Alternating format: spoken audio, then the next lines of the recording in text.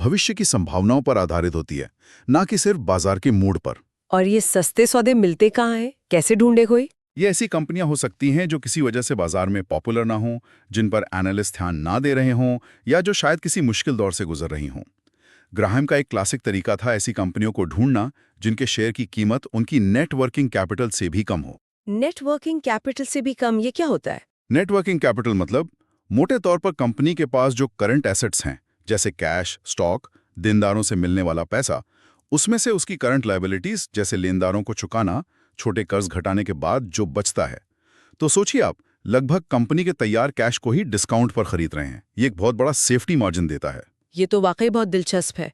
एक और रणनीति का जिक्र था, स्पेशल सिचुएशंस। हाँ, इसमें ऐसी स्थितियां आती हैं जैसे दो कंपनियों का मर्जर हो रहा हो, कोई कंपनी दूसरी को खरीद रही हो, एक्विजिशन, या कोई कंपनी बंद हो रही हो और उसकी संपत्ति बेची जा रही हो, लिक्विडेशन। इनमें भी मुनाफे के मौके बन सकते हैं, लेकिन इसके लिए खास एक्सपर्टीज और जानकारी चाहिए। ये आम निवेशक के लिए नहीं है, और आजकल इनमें जोखिम भी बढ़ गया है। तो एंटरप्राइजिंग इन्वेस्टर के लिए मूल मंत्र यही है, ऐसी पॉलिसी अपनाओ जो लॉजिकल हो, भले ही वो वॉल स्ट्रीट पर पॉपुलर ना हो। आपको भीड़ से अलग चलना होगा। और इन सभी रणनीतियों में, खासकर ये बार्गेन इशू ढूंढने में, मार्जिन ऑफ सेफ्टी तो बहुत ही जरूरी होगा। बिल्कुल बिल्कुल, ये दोनों तरह के निवेशकों के लिए जरूरी है, लेकिन एंटरप्राइजिंग इन्वेस्टर के लिए ये खास तौर पर लागू होता है जब वो किसी शेयर को उसकी असली कीमत से कम पर खरीदने की कोशिश कर रहा हो। चलिए अब बाजार के रोजमर्रा के उतार चढ़ाव पर आते हैं, और ग्रैम की वो बहुत फेमस मिसाल मिस्टर मार्केट, ये क्या कॉन्सेप्ट है? ये ग्राहम की सबसे बेहतरीन एनालॉजीज में से एक है। वो कहते थे कि देखिए, बाजार में रोज उतार चढ़ाव तो होंगे ही, ये उसकी नेचर है। उनका अंदाजा लगाने की कोशिश करना बेकार है और बहुत स्ट्रेसफुल भी। उन्होंने कहा कि बाजार की कल्पना एक ऐसे बिजनेस पार्टनर के रूप में कीजिए जिसका नाम है मिस्टर मार्केट। अब ये मिस्टर मार्केट बड़ा अजीब है। कभी वो हद से ज्यादा उत्साहित और आशावादी होता है, मतलब मैनिक, तो कभी वो हद से ज्यादा निराश और डरा हुआ होता है, मतलब डिप्रेसिव।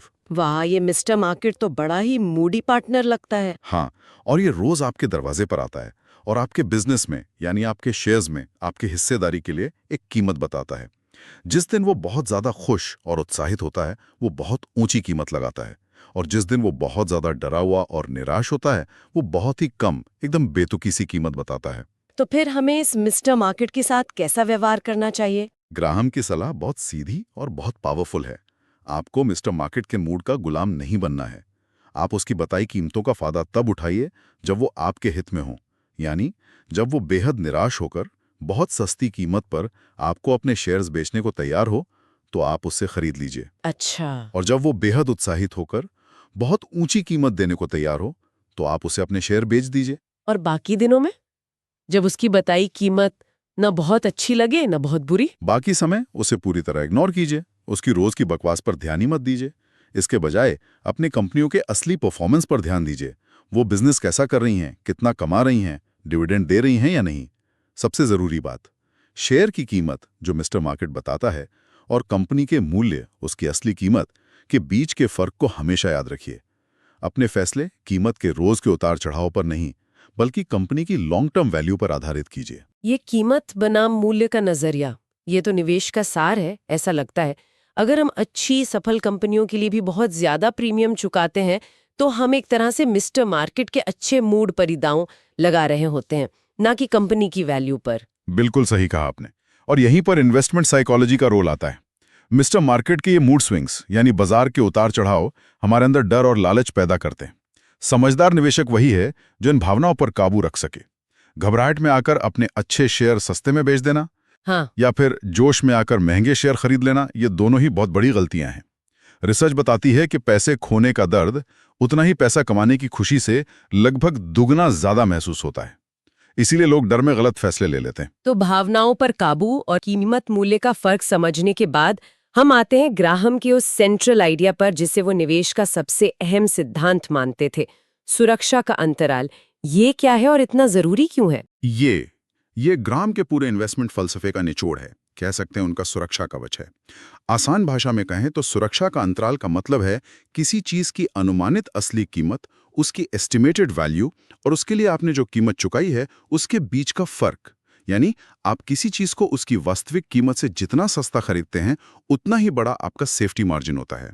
इसका मकसद क्या है? ये क्यों जरूरी है इतना? इसका मुख्य मकसद है आपको गलतियों और बुरी किस्मत के असर से बचाना। देखिए, भविष्य तो अनिश्चित है।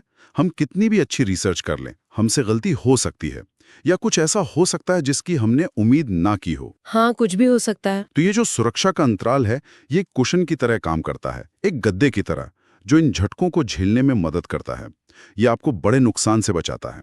इसे बॉन्ड्स और स्टॉक्स पर कैसे अप्लाई किया जा सकता है? बॉन्ड्स के मामले में सेफ्टी मार्जिन इस बात से देखा जाता है कि कंपनी अपनी कमाई से ब्याज कितनी आसानी से चुका सकती है। इसे अर्निंग्स कवरेज कहते हैं। जितनी आसानी से चुका सकती है, उतना ज्यादा सेफ्टी मार्जिन। और शेयरों के मामले में? शेयरों के मामले में सेफ्टी मार्जिन कई तरीकों से मिल सकता है। जैसे कंपनी के अनुमानित कमाई की क्षमता, अर्निंग पावर, बॉन्ड पर मिलने वाले रिटर्न से काफी ज्यादा हो, या फिर जैसा हमने पहले बात की, शेयर को उसके इंट्रिंसिक वैल्यू से काफी कम कीमत पर खरीदना, यानी एक बार्गेन प्राइस पर खरीदना।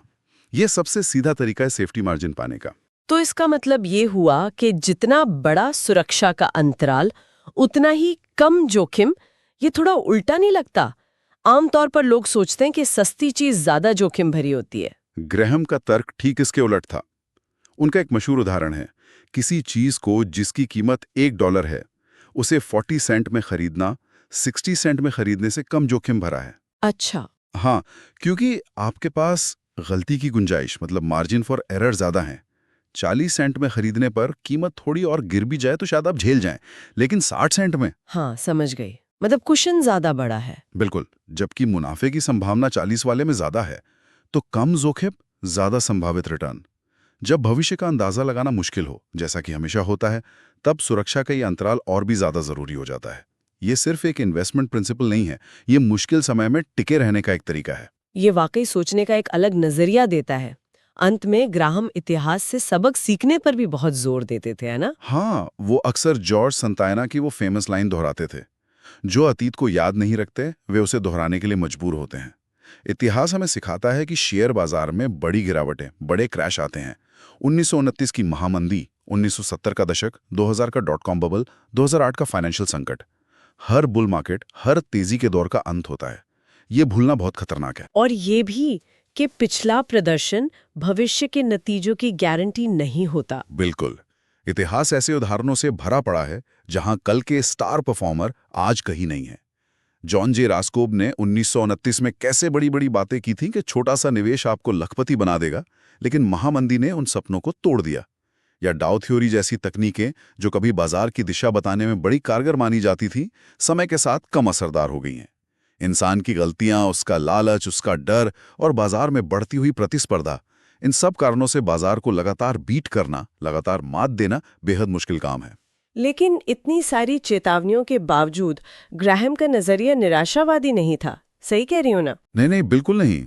उनका निष्कर्ष यह था कि बाजार के तमाम उतार चढ़ाव और अनिश्चितताओं के बावजूद अगर कोई निवेशक ठोस, लॉजिकल सिद्धांतों पर टिका रहता है, जैसे कि इन्वेस्टिंग और स्पेक्यूलेशन का फर्क समझना, मिस्टर मार्केट के मूड से प्रभावित ना होना और हमेशा हमेशा मार्जिन ऑफ सेफ्टी के साथ निवेश करना, तो लंबे समय में उसे संतोषजनक, डिसेंट रिजल्ट मिलने की पूरी संभावना है। जरूरत है अनुशासन की और धैर्य की। तो इस पूरी गहरी चर्चा से अगर हमें कुछ मुख्य बातें, कुछ की टेकअवेज निकालने हों, तो वो क्या होंगी? मेरे हिसाब से 3 सबसे अहम बातें हैं। पहली, समझदार निवेशक बनने के लिए दिमागी तेजी से ज्यादा जरूरी है सही स्वभाव, टेम्परामेंट, मतलब धैर्य, अनुशासन और भावनाओं का नियंत्रण। और अच्छी बात यह है कि यह सीखा जा सकता है। दूसरी बात, निवेश और सट्टेबाजी के बीच एक साफ लकीर खींचना और सट्टेबाजी के लालच और उसके खतरों से खुद को बचाना। और तीसरी और शायद सबसे महत्वपूर्ण, हर निवेश फैसले में सुरक्षा के अंतराल, यानी मार्जिन ऑफ सेफ्टी को प्राथमिकता देना। ये जानना कि आप जो खरीद रहे हैं उसकी असली कीमत क्या है और आप उसके लिए कितना चुका रहे हैं। ये वो सेफ्टी नेट है जो आपको गिरने पर बचाता है और लंबे समय तक गेम में बने रहने में मदद करता है। ये सिद्धांत वाकई किसी भी निवेशक के लिए, चाहे उसका अनुभव कितना भी क्यों ना हो, एक बहुत मजबूत फाउंडेशन का काम कर सकते हैं। ये हमें फाइनेंशियल मार्केट्स की दुनिया को कम डर और ज्यादा तर्क के साथ देखने और उसमें अपना रास्ता बनाने में मदद करते हैं। बिल्कुल। ये आपको बाजार के रोज के शोर शराबे से ऊपर उठकर अपने लॉन्ग टर्म गोल्स पर फोकस करने में मदद करते हैं। और अंत में हमारे श्रोताओं के लिए एक विचार छोड़ जाते हैं। ग्राहम ने शेयर की कीमत और उसके पीछे के बिजनेस की वैल्यू के बीच फर्क करने पर बहुत जोर दिया।